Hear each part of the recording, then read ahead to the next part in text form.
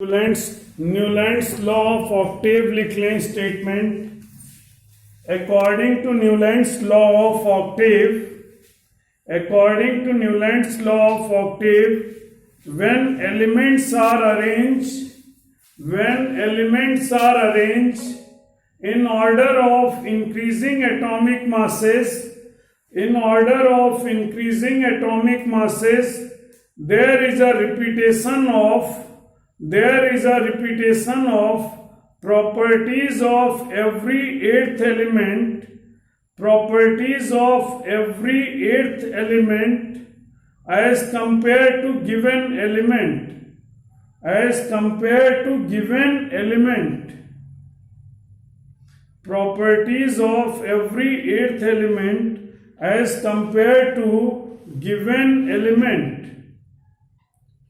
Okay, और करके एक डेफिनेशन और लिख लें।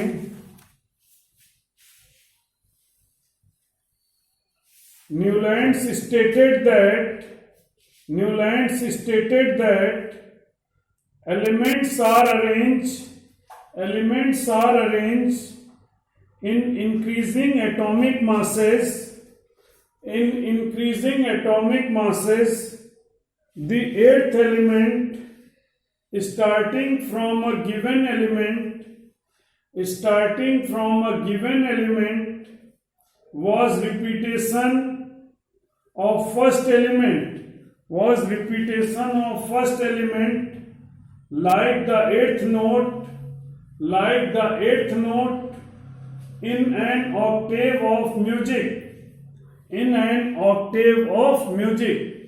तो यहां पर है ये म्यूजिक पर बेस्ड था और एवरी एट्थ एलिमेंट है same property as the first element. Okay, लेकिन फिर भी ये सक्सेसफुल इसलिए नहीं हुए, इन्होंने एलिमेंट्स तो भैया मैं आपको बताऊं खूब अरेंज किए।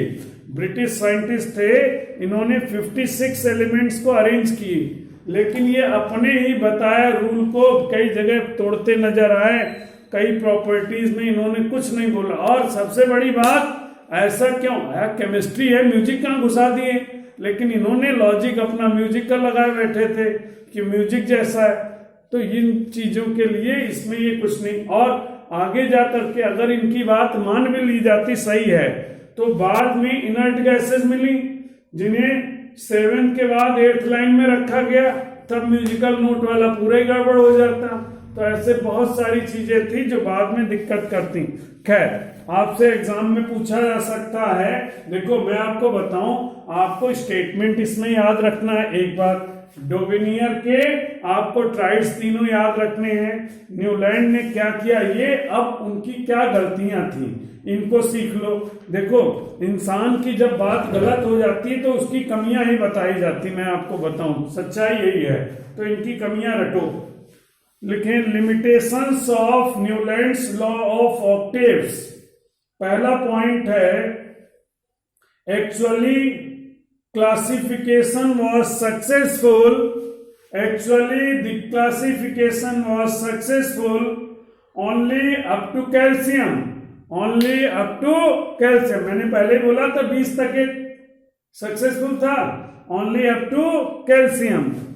क्यों? उसके बाद एवरी एट्थ एलिमेंट की प्रॉपर्टी सेम नहीं थी। तो लिखें after that every eighth element did not possess same property, every eighth element does not possess same property as the first element,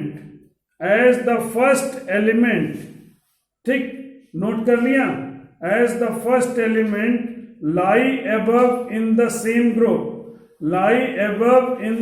group, example के लिए लिखें कोबाल्ट एंड निकल placed below chlorine which have different properties। सुनो, cobalt और निकल क्या है, paint है, साइकिल में करते हैं निकल पेंट। अब क्लोरीन गैस है, हवा में उड़ रही है, तो कहाँ सेम प्रॉपर्टी हुई, कोई मैच ही नहीं है। लेकिन अब न्यूलैंड को कौन समझाए, वो तो ऊपर चले गए। ठीक, अब उनको इतना, उनके टाइम पे बात क्या है बेटा, उनके टाइम पे इतने एक्सपेरिमेंट ही नहीं हुए थे। तो इस वजह से न्यूलैंड की बेइज्जती ना करो, इज्जत दिए रहो। नेक्स्ट लिखें, Newland committed another mistake. Newland committed another mistake. He placed two element in same slot. He placed two element in same slot in a particular group. In a particular group. बिना कुछ बताए एक ही seat पे दो लोग बैठा दिए, ठीक, मतलब एडजस्टमेंट। क्यों ऐसा किया? Without any reason. एग्जाम्पल के लिए, कोबाल्ट एंड निकल in the first group after chlorine. Cobalt and निकल इन a first group after chlorine. तो यहां पर सिमिलर प्रॉपर्टी वाली चीज फेल रही। नेक्स्ट लिखें, Newland somehow thought about। Newland somehow thought about, सुन लो, एक्सपेरिमेंट से नहीं मिले, सपना देखी ना। Newland somehow thought about only 56 element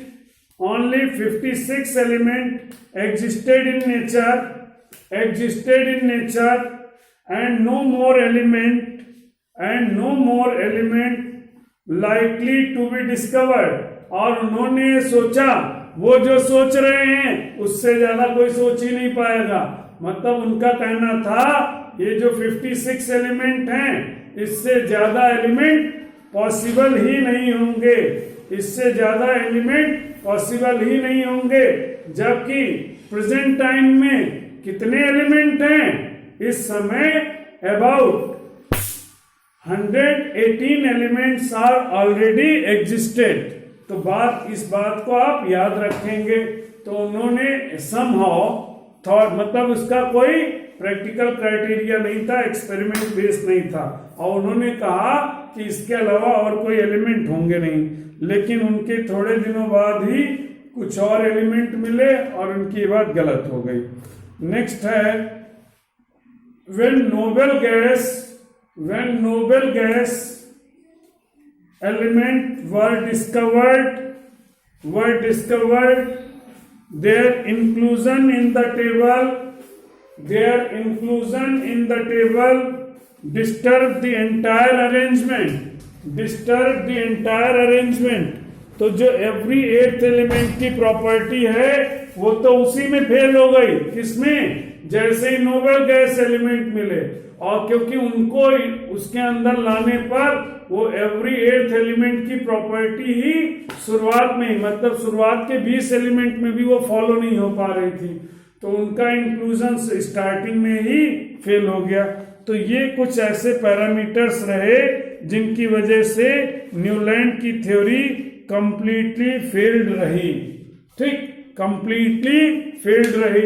अब इसके बाद आए मेंडलीव रशियन साइंटिस्ट थे, और उस समय रशिया की भी टेक्नोलॉजी बहुत जबरदस्त चल रही थी, आज भी काफी है, लेकिन उस समय बहुत हाई लेवल पर थी, बहुत आगे उनकी रिसर्चेस चल रही थी। तो जो मेंडलीव थे उन्होंने इन्हीं के न्यूलैंड के ही अरेंजमेंट को बेस बनाया, और on the basis of increasing atomic mass elements को अरेंज करना शुरू कर दिया। लेकिन उन्होंने इसका क्राइटेरिया बताया था म्यूजिकल नोट, बट इन्होंने म्यूजिकल नोट को ना बता करके एटॉमिक मास को बताया। लेकिन उसका कोई प्रैक्टिकल कॉन्सेप्ट या उससे ये रिलेट नहीं कर पाए कि जो फिजिकल और केमिकल प्रॉपर्टी एलिमेंट्स की होती हैं वो एटॉमिक मास से कैसे जुड़ी। इस बात को एक्सप्लेन करने में मेंडलीव फेल रहे, ठीक है। तो इस वजह से बाद में मेंडलीव की भी टेबल में करेक्शन हुआ, लेकिन हाँ, मेंडलीव ने काफी बेटर वे में चीजों को एक्सप्लेन किया। बुक से एक बार रीड कर लें, फिर आगे बताऊं।